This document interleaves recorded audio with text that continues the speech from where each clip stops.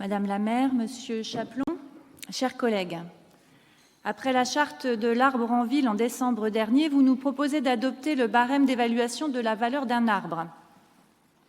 La réponse de notre groupe sera la même que pour la charte de l'arbre, peut mieux faire.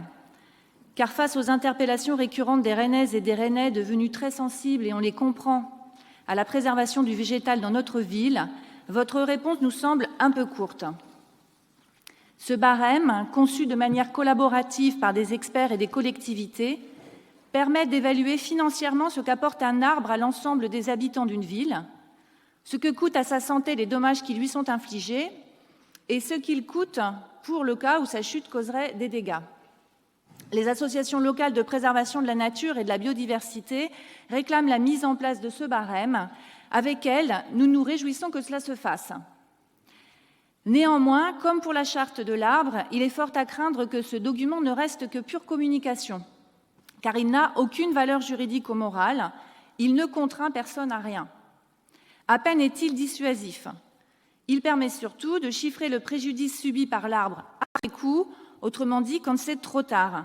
Donc on le comprend bien, l'enjeu ici, c'est vraiment une question de portage et de volonté politique, car à lui seul, ce barème n'empêchera pas un abattage, il n'empêchera pas non plus une coupe du système racinaire lors de travaux menés sur la voirie ou sur les réseaux enterrés, il n'empêchera pas une taille trop sévère de sa partie aérienne, il n'empêchera pas le recouvrement de la base de son tronc par un revêtement en asphalte.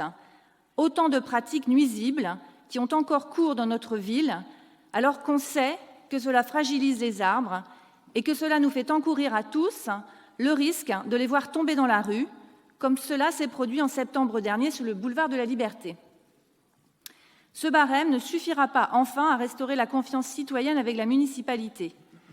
Car sans revenir sur l'abattage illégal des arbres de l'avenue Janvier pour lequel la ville de Rennes a été condamnée, d'autres coupes ou abattages continuent jour après jour de choquer, tant il semble à rebours de la volonté affichée, mais peut-être n'est-ce qu'affichage, d'une meilleure concertation, meilleure pédagogie, meilleure anticipation.